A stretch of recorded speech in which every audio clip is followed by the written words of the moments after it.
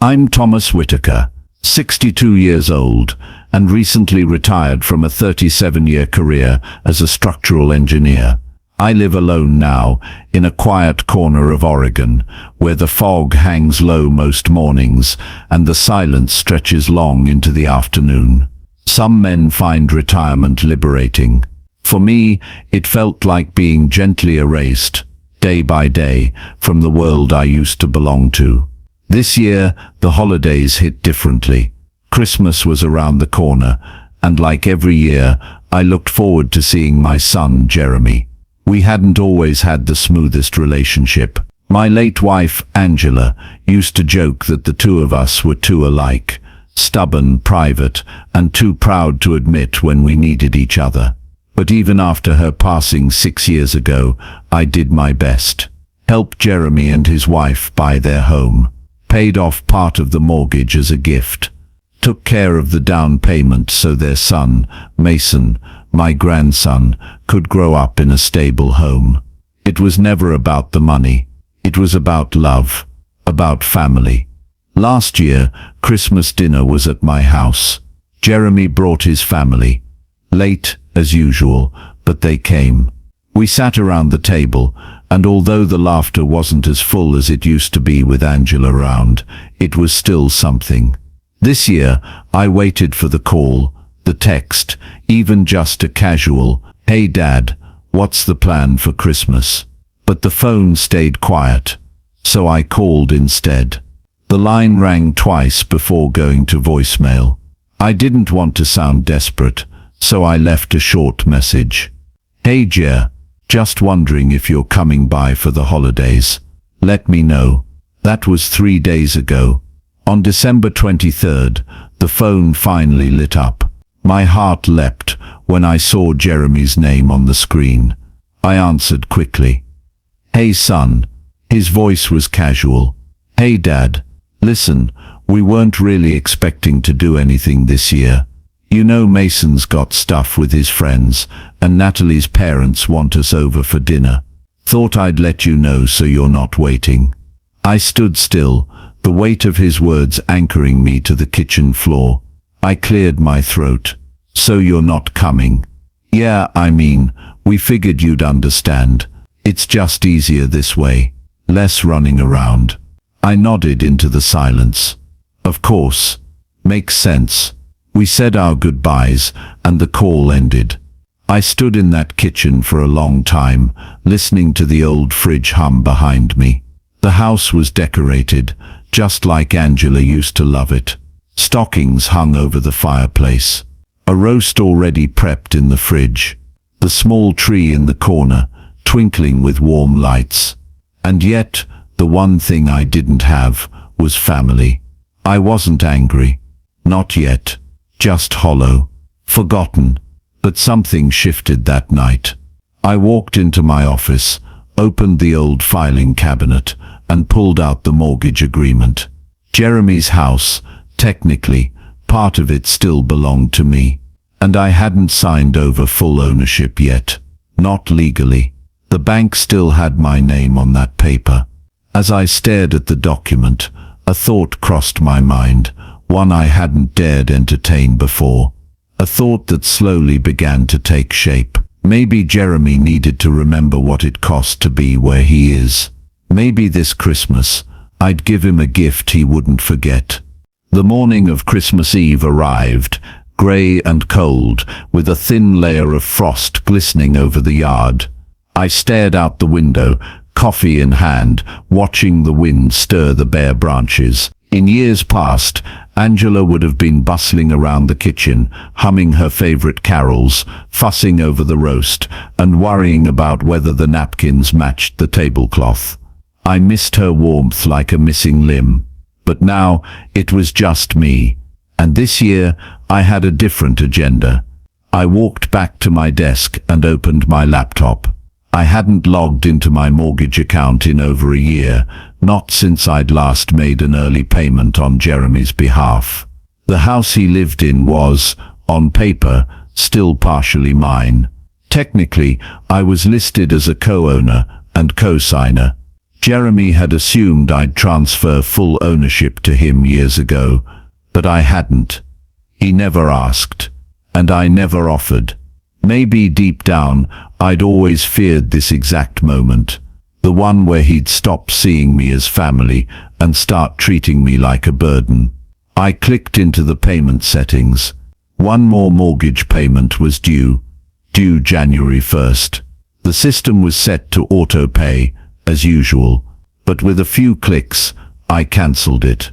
My thumb hovered over the mouse for a moment before I clicked confirm. Payment cancelled. It wasn't revenge. Not exactly. I wasn't trying to punish him. I just needed him to feel something. To remember that the life he stood on had been quietly supported by the man he'd left behind. I took a deep breath and closed the laptop. My heart thudded in my chest, half nerves, half guilt. I wasn't raised to be petty. I was raised to provide, to protect.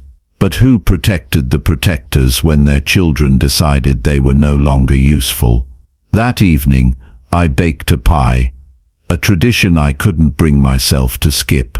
Cherry, Angela's favorite. The smell filled the empty house, curling around the garland-draped banister and drifting into the silence like a ghost. The phone never rang.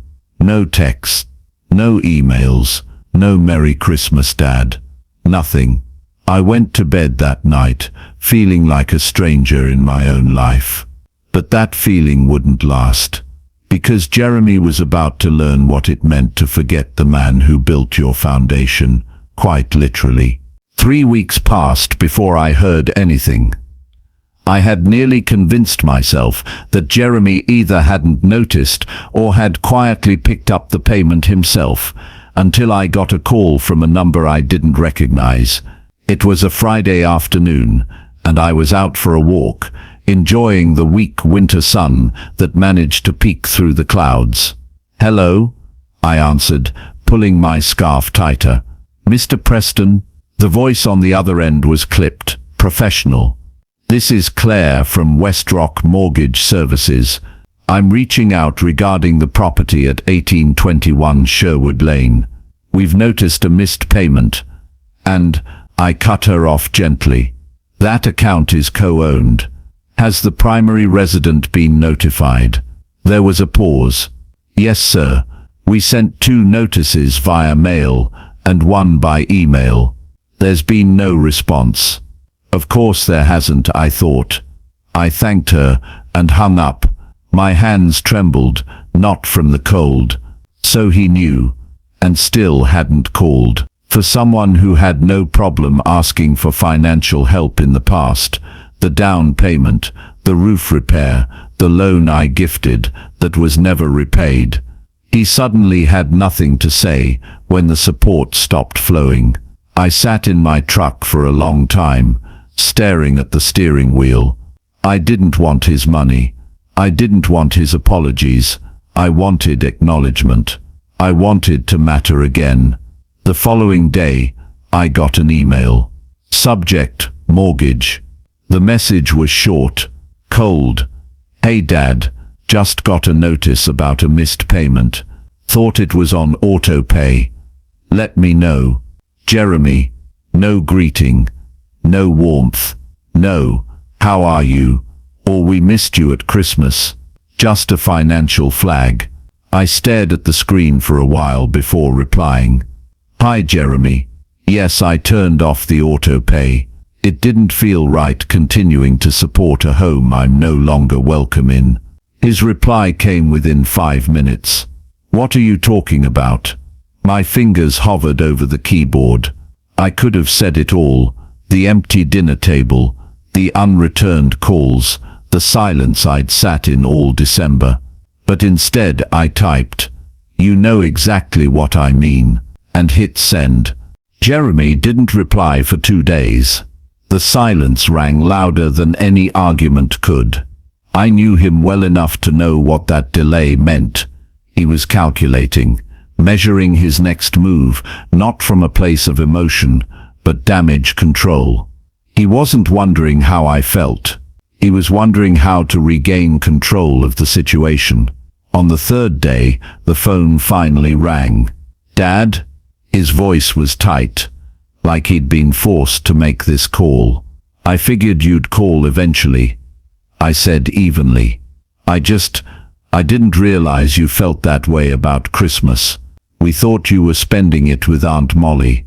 Didn't know it mattered so much." I almost laughed, but it came out as more of a sigh. "It mattered because you didn't ask. You didn't call. And I sat at my kitchen table alone while your wife posted family pictures online." There was a pause. "You're blowing this out of proportion." Those words, that tone. It triggered something deep in me, a mixture of disbelief and old hurt I hadn't unpacked in years.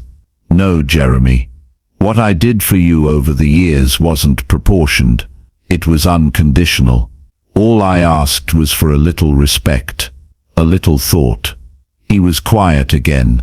Then he shifted gears. "So what happens now? With the house?" I leaned back in my chair, letting the silence stretch before I answered. "That depends. Are you going to take ownership of the mortgage? Or will you wait for another email to remind you it exists?" "Dad, you're being cruel," he snapped. "And you're being careless with people who loved you before you had anything to lose," I replied. "It's not about the money, it's about the message." He didn't respond after that.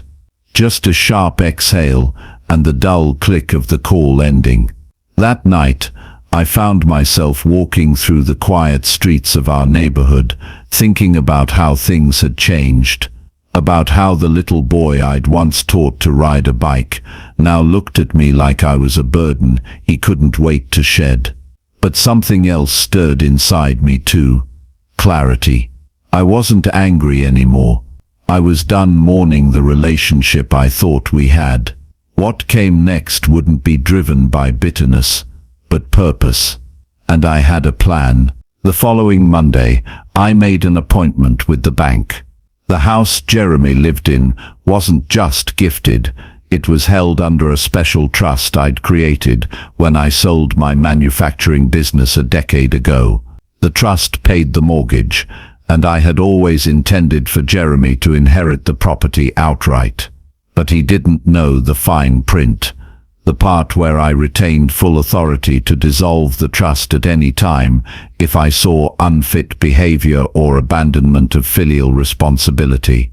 It wasn't something I ever thought I'd need. But life, I've learned, has a way of sharpening the edges of your boundaries when you're pushed long enough. The bank manager, a tall, soft-spoken woman named Lacey, reviewed the documents carefully. "Mr. Mercer, as the trustor, you're entirely within your rights. Are you sure you want to do this?" I nodded.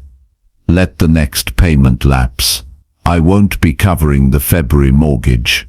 She glanced at me with professional concern. "There's a 30-day grace period.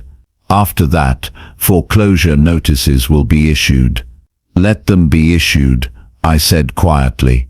As I signed the release papers, something lifted off my chest, not joy, not even revenge, just release. I wasn't punishing Jeremy, I was simply removing myself from a role he no longer respected. I wasn't his silent sponsor anymore. That night, I sat by the fire with an old box of photographs. Jeremy at 5, missing his front teeth. Me holding him during his first Little League game. His high school graduation. Moments I had cherished alone, long after he'd forgotten they even existed. The next morning, I got a call from Lacey again. "Mr. Mercer, I just wanted to inform you the trust closure has been filed and will be effective before the next payment is due." "Thank you," I said. Before she hung up, she added, "For what it's worth, I think you're doing the right thing." I didn't answer her. I didn't need approval. I just needed to follow through. 3 days later, Jeremy showed up at my front door. No call, no warning. He looked rattled, holding a manila envelope in one hand. "Dad, I got a notice from the bank. They said you pulled the mortgage trust. The house is in default." I opened the door wider, but didn't move to invite him in. "Yes," I replied, calm and firm. "I cancelled it." He blinked, disoriented. "But why? That's my home. I've lived there for years." "No, Jeremy. That's a house I maintained while you slowly forgot I existed. It's not your home. You never even put your name on the deed. You're throwing me out." His voice cracked. "No," I said. "I'm letting you stand on your own. Finally. You're 35, Jeremy. It's time." He didn't yell. He didn't cry. He just stood there, like a man who had run out of excuses. "I never meant to make you feel like I didn't care," he whispered. "But you did." Repeatedly. I paused, and actions, not intentions, define character. He left without another word. It took less than a week for the reality of my decision to hit Jeremy like a freight train. The bank notices became more frequent. Red stamped envelopes started arriving at the doorstep of his so-called dream home. I imagined the unease growing in his gut each morning as he stepped outside to retrieve the mail, hoping this one wouldn't be the final warning. But that's the thing about entitlement. It doesn't prepare you for consequences. On a quiet Thursday morning, I got a call from Jeremy's wife, Stephanie. We hadn't spoken in over a year. Her voice trembled with a mix of desperation and carefully restrained frustration. "Mercer, I know things have been rough, but is there any way you'd reconsider reinstating the mortgage support?" I kept my tone polite but firm. "Stephanie, I'm sure this is a hard situation, but Jeremy made it clear he didn't want me around. That includes my support." There was a pause, then a slow exhale. "He's trying to fix things, you know. He just doesn't know how." I let her words linger, then gently responded, "We all learn eventually. Some of us just take longer." I hung up without bitterness, but also without guilt. I had spent decades teaching Jeremy how to walk through life. Now it was time for him to learn how to stand. That weekend I drove past his house, not to snoop or gloat, just to see it one last time. The lawn was uncut. One of the front shutters had come loose. A foreclosure sign leaned awkwardly in the front yard, like a wounded soldier surrendering after battle. And yet, I didn't feel triumphant.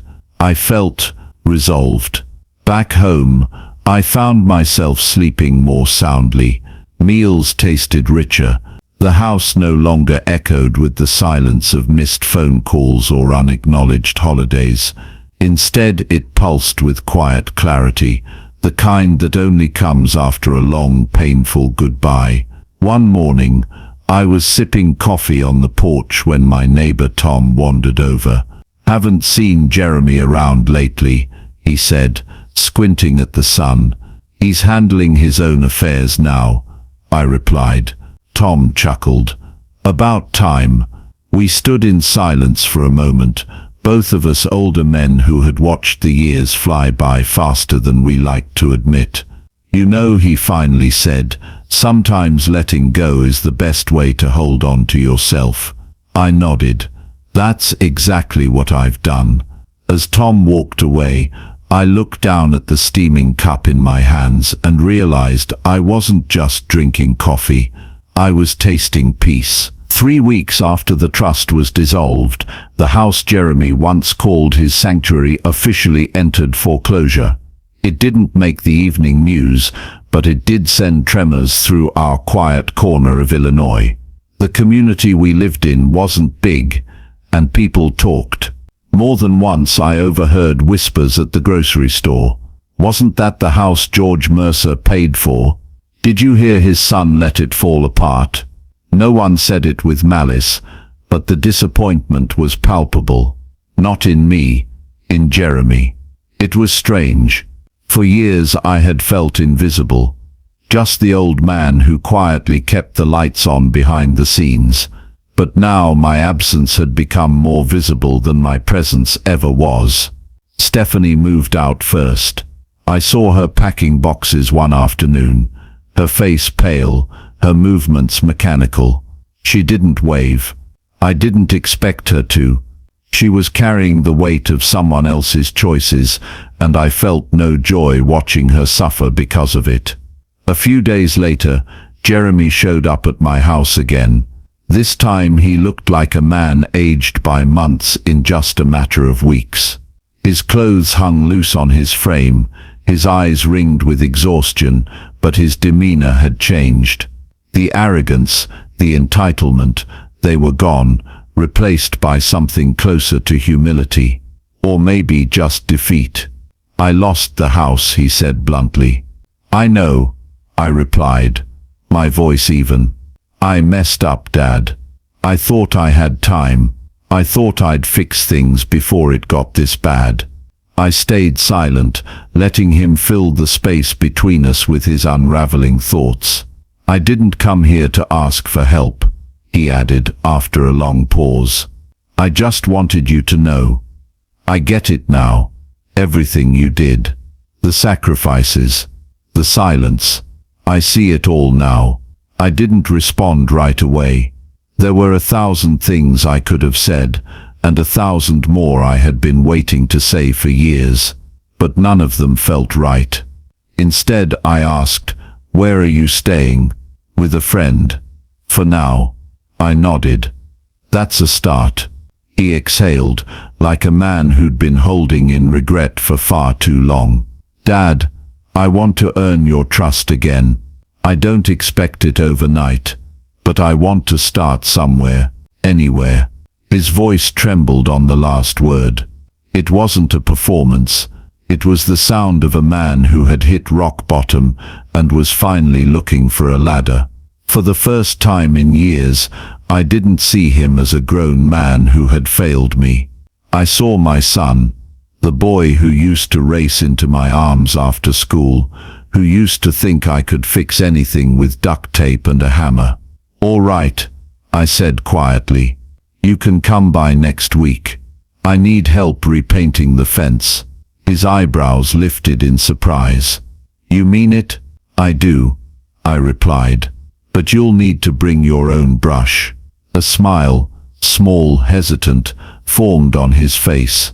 And for the first time in a long time, I let mine return too. The next Saturday morning, just as the dew was beginning to lift off the grass, Jeremy pulled into my driveway. His pickup was older than I remembered, probably borrowed, but it was packed with supplies. A gallon of white paint, 2 brushes, and even a cooler with drinks. He was trying. That was new. He stepped out of the truck in worn jeans and a flannel shirt, not the usual preppy button-downs he used to wear to brunch. I stood on the porch, watching him for a moment before walking down the steps. "You actually brought your own brush," I said with a half-smile. "You said I'd need one," he replied, rubbing the back of his neck. "Didn't want to show up unprepared again." We worked side by side in silence for a while, dipping our brushes and stroking them along the faded slats of the wooden fence. The rhythm was calming, almost meditative. The quiet wasn't awkward like it used to be. It was respectful. It took about an hour before Jeremy spoke again. "I've started applying for jobs," he said, his voice low. "Nothing fancy. Just something to get me back on my feet." I nodded but didn't say anything. He wasn't looking for approval, just someone to listen. "I'm also seeing a counselor," he added. I figured maybe it's time to figure out why I kept pushing people away who cared about me. That caught me off guard. "That's a brave thing to do," I said after a moment. He glanced at me, surprised. "You think so?" "I do," I replied, rinsing my brush in the bucket. "Takes strength to face yourself. Real strength." He nodded slowly, like he was still letting the idea sink in. After we finished the front section of the fence, we took a break on the porch. He handed me a bottle of water from the cooler and sat beside me on the steps. "You know," he said, "for a long time, I thought everything in life was owed to me. I figured if you worked hard, you'd just give me whatever I wanted because you're my dad. But I see now, that's not love. That's leeching." I looked at him, really looked, and for the first time in years, I saw no trace of the spoiled boy who had once drained me dry with his entitlement. I saw a man facing his mess and trying to clean it up, one stroke at a time. "You can't undo the past," I said slowly, "but you can build something better. You just have to stick with it." "I want to," he said, "and not just for me, for Mason too." At the mention of his son, my grandson, I felt a lump rise in my throat. "He deserves a better version of me," Jeremy continued, "and I want him to know that even when you fall, you can still get back up." I placed a hand on his shoulder. "Then show him," I said. "Show him through your actions." We sat in silence again, watching a few leaves drift lazily from the oak tree in my yard. The afternoon sun was warm, and the smell of fresh paint lingered in the air. It wasn't forgiveness, not yet, but it was something close. It was hope. A few days after our quiet Saturday of painting and reconciliation, Jeremy returned, this time with someone else. He stepped out of the truck and opened the passenger side door carefully, like he was handling glass. Out hopped a boy with tousled blonde hair, a backpack shaped like a dinosaur, and eyes filled with a strange mix of shyness and curiosity. Mason. He couldn't have been more than 8 years old, but I hadn't seen him since he was a toddler. That had been around the time Jeremy had decided he didn't need his father's advice or his presence. Watching Mason approach me slowly across the yard was like watching a memory take shape again after years of blur. "Hi," Mason said, standing in front of me. "Dad said you're my grandpa." I crouched down, heart heavy with emotion, and gave him a small nod. "That's right. I'm George. It's good to finally meet you." He looked up at Jeremy, uncertain. "Can I give him a hug?" Jeremy smiled awkwardly, but with warmth. "Of course, buddy." Mason stepped forward and wrapped his little arms around my neck. I held him gently, barely breathing. In that moment, I felt something shift deep inside me. Years of resentment, disappointment, and emotional distance seemed to crack, letting in something I hadn't felt in a long time. Undeniable and raw. We spent the day together, raking leaves, sharing peanut butter sandwiches on the porch, even tossing a baseball in the backyard. Mason's laughter filled the air, echoing through the trees like wind chimes. For once the house didn't feel heavy with history. It felt alive. Jeremy watched from the sidelines at first, but gradually he joined in, catching pop flies and encouraging Mason with every clumsy throw. The three of us weren't a picture-perfect family, but we were something better, real. That evening, as the sun set over the fields, Jeremy pulled me aside. "I wasn't sure if I should bring him," he admitted. "I didn't want to force anything." "You didn't," I said. "He belongs here, Jeremy, just like you do, if you're willing to earn it." He nodded, emotion flickering in his eyes. "I want to. And I want him to grow up knowing where he comes from. The good parts, I mean." I understood what he meant. Jeremy still had a long way to go. There were things to rebuild: his career, his sense of purpose, his relationship with Mason's mom, which from what I could tell was still strained but civil. But this day was a turning point. Before they left, Mason turned back at the truck.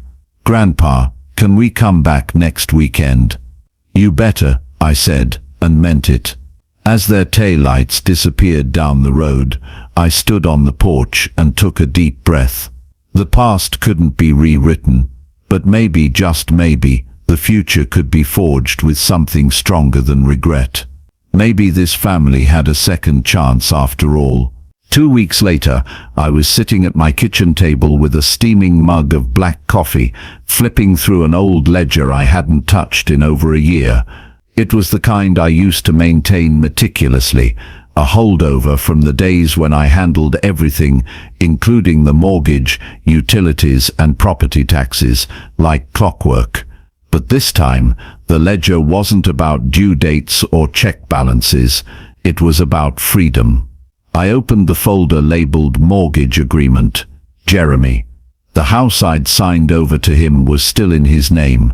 After the Christmas disaster, I'd taken steps to stop the mortgage payments, not out of spite, but as a reminder that choices had consequences.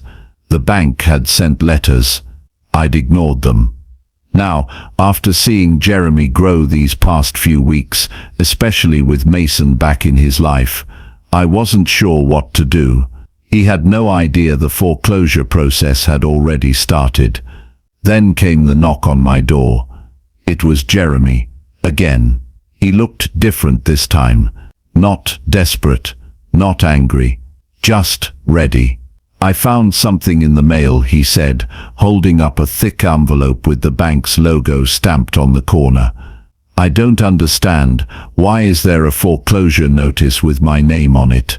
I leaned back in my chair, motioned for him to sit. "Because I stopped paying it after that Christmas dinner. I figured if you were so eager to walk away from your own father, maybe you needed a dose of what independence really meant." His face paled. "You were going to let me lose the house?" I nodded. "I was. But something changed." "What changed?" he asked, his voice strained. "You did," I replied. "You showed up, you worked, you brought Mason. And you didn't ask for anything. That's more than you've done in years." He sat quietly, processing it all. "So what now?" he asked, after a pause. I pushed a fresh envelope across the table. "Now, I transfer the deed back. Paid in full. No strings attached. Consider it a second chance." His eyes widened. "Why would you do that?" I gave him a long look. "Because men don't become fathers by blood. They become fathers by showing up when it counts. And maybe I finally saw you do that." He didn't speak, just stared at the paper. Then, with trembling hands, he signed. I watched him leave that afternoon, the document tucked under his arm. As his truck rumbled down the drive, I didn't feel the satisfaction I expected. I felt peace. This wasn't about revenge anymore. It never truly was. It was about a lesson, a reckoning, a reset. Sometimes justice isn't about punishment. It's about clarity, about making someone face who they are and who they could be. Jeremy almost lost everything, but in doing so, he found something far more important than a house. He found his way back home. And as for me, I found the son I thought I'd lost by nearly losing him completely.